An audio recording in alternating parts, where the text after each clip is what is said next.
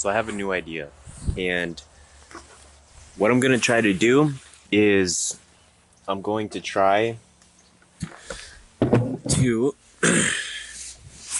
because I do so many experiments with Unity. There's no way I'm gonna be able to make tutorials for everything. So what I'm gonna do from now on is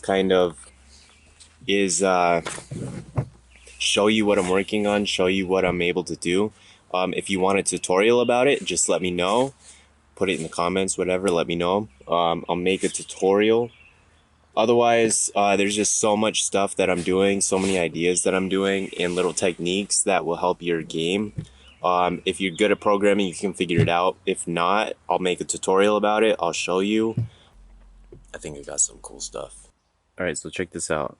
I got a broken hand, so I mapped some controls to the keyboard. We can move them around, up, down, left, right. In this trigger button, there's the camera function. You move the camera around. A is attack.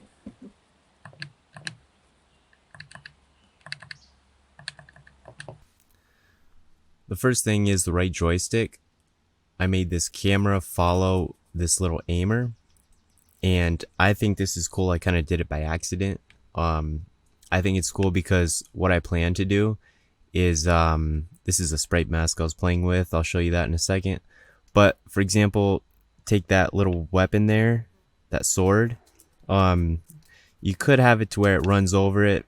The player runs over and he picks it up. He could go over it, push A and pick it up. Or with this functionality, this is the right trigger on my Xbox controller. I can do this with a mouse. So can you. You guys can do that. If you think you can build it, or if you want to try to build it. If you can't, if you want to build anything that I've made here, just let me know. I'll make a tutorial about it. I probably will end up making one anyway. But I like it because I could make it in Unity to where I scroll over it and then press a button and I'll pick up an item. That way I can grab items that are around me. This could open up some more interaction.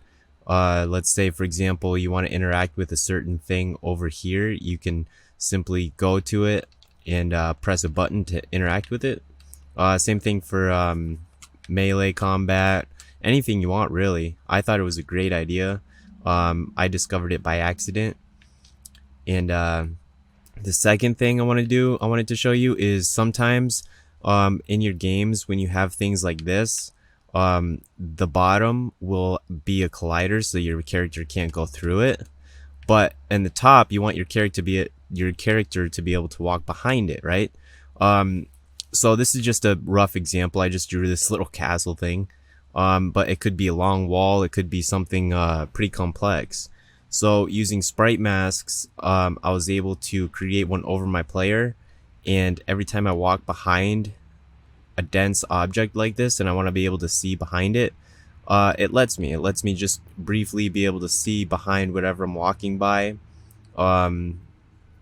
It's not the greatest looking thing. It took me a little bit to set that up, just trying to figure out the sorting layers, different layers, because I had to put two sorting layers on, one for the tower and then one to cover my graphic over here. And when they interact with each other, they have to reverse themselves. So the one over my player has to show up, and then the one on the sprite tower has to disappear. So it was pretty complex. I've got another one here. This is just like a force field concept. Don't mind that drawing. My girlfriend told me to draw a big dick for the weapon. But yeah, that's what that is. And yeah, I just wanted to show. Alright, so the first thing that I'm going to do is I'm going to go to edit. I'm going to go to project settings, and I'm going to go to input. I've already created these here. It's move horizontal joy, move vertical joy. These allow me to move my right analog stick, my right joystick on the Xbox, and this is what it looks like. We're going to have the dead center to 0.3. That just means anything below that is not read by the game. Adjust this for older controllers that are less sensitive. Sensitivity is at 1 always. The joystick axis, you want the fourth axis, which is horizontal. And then for the vertical, same settings. You're going to invert this one because in Unity somehow it inverts it. Up is down, down is up. I don't know why. And this is the fifth axis. So once you do that, we're going to make sure your main camera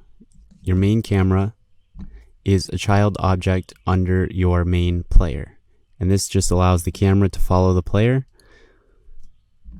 Next, you're going to create a crosshair, and I've already done this here. All you do is simply drag it into the game. I've already done that here. No special settings needed. Once you get that crosshair, it's going to be a child of the main player, and you're just going to set its local position to 0, 0, 0 so it centers the player, as you can see here. Next, we are going to go into code. We are going to make a variable under whatever script you're using for input sensing, and we're going to create a game object of crosshair. Now we're going to go back into Unity, and we're simply going to plug that in. I've already done so here. So all you do is you would take this object and drag it over to there. Now we have a reference to that crosshair. We're going to come back down to our script, and this is the camera code currently. What this does is it senses the joystick and it'll move the camera's local position, which means it's not actually moving the camera, it's moving it away from the player in whichever direction that you're using. When you snap the joystick back to 0, it's going to read a 0 position, which automatically resets the camera to center around your player. And this actually works very perfectly. I'll show you a quick example of that in the game. This is my character. When I move the right joystick, my crosshair becomes active and my camera rotates around to a maximum value I've set. And then when I let go of the joystick, it snaps back to my player. And this works very well. You can do a lot of different things with this. Just wanted to mention it, and that's it. Thanks for watching.